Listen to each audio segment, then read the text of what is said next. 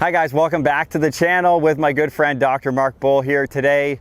Wanted to go through, he's been able to work with some of the best players in the world. I've been lucky enough to spend time with him over the last 10 years. With Mark, we do the full 3D system, measure everything, and then come up with a plan. So lots of tour players like to go through this process. So it's not opinion, they're actually measuring what's going on. So today I wanted to talk to Mark about maybe a recent example of what a tour player might be working on. Thanks, Tom, and it's always a pleasure to spend time with you as well, so thank you for the invitation.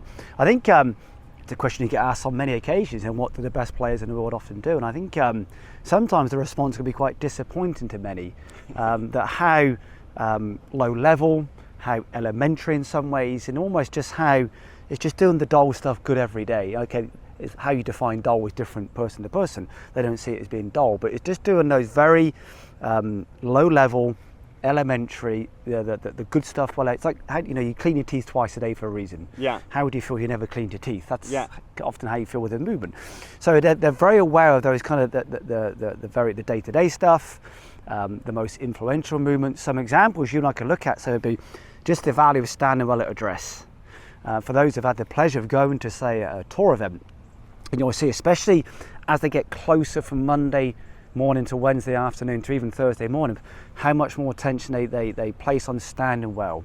So I think you look at a lot of guys, if you've had the pleasure of seeing them live on an event or certainly on TV, that how much attention they pay to just the basis of standing nicely, how they sit through the feet, how they bend through their hip joints, the position of the head and neck, all those areas in particular.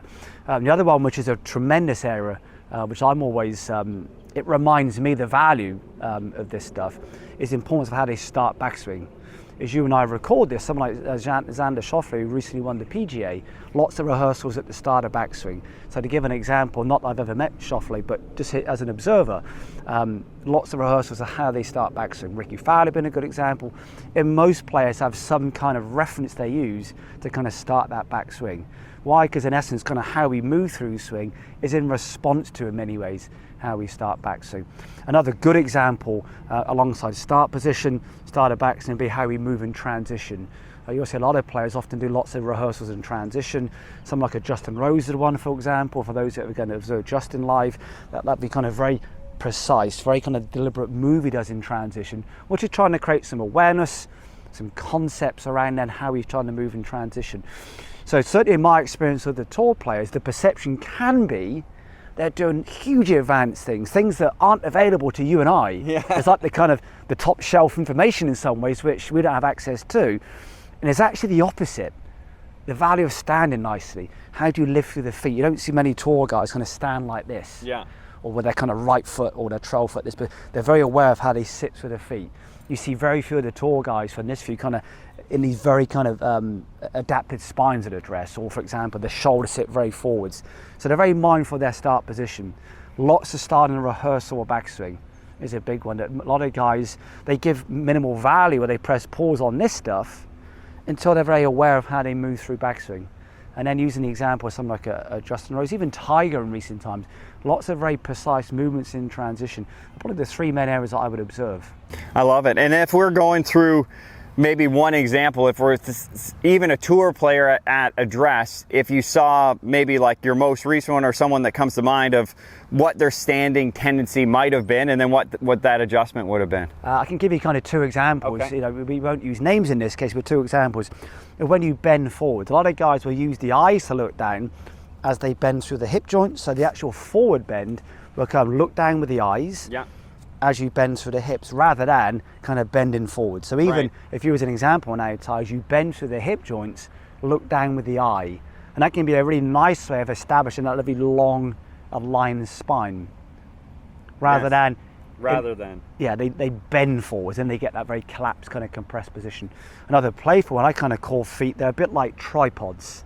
There's actually 4 connecting points, but we keep it very light today. There's kind of 3 connecting points through the feet, base of big toe, base of little toe, in the kind of middle of the heel. That at a dress, being very mindful, can we get equal pressure through those 3 connecting points on each foot?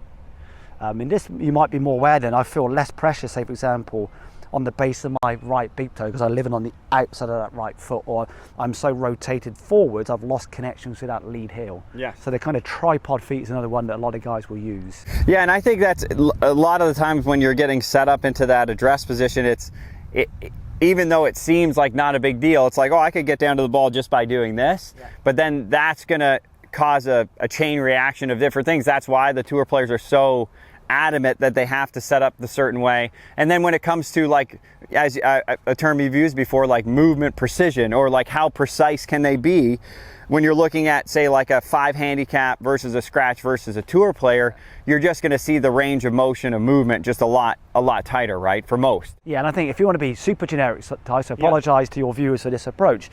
Often the more advanced the player, the more they put attention on the precise things, and the less established the player, the more they look at the big kind of, almost the kind of Hollywood moves in some ways, which actually offer no value, because unless you can do this stuff, there's no value doing this stuff. Right. And so those guys will often play so much, especially as they move through the week, on a Sunday of a major championship, so much setup base, starter backs, and slowing things down, just taking their time to explore.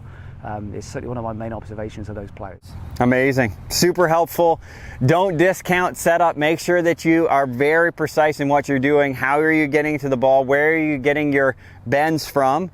And making sure you have that connection with the ground. I think all those things are going to set you up to be a lot more successful and have a bit more fun when you're out there playing. Thanks so much for watching, guys. Thanks to Dr. Mark Bull. My pleasure, Ty.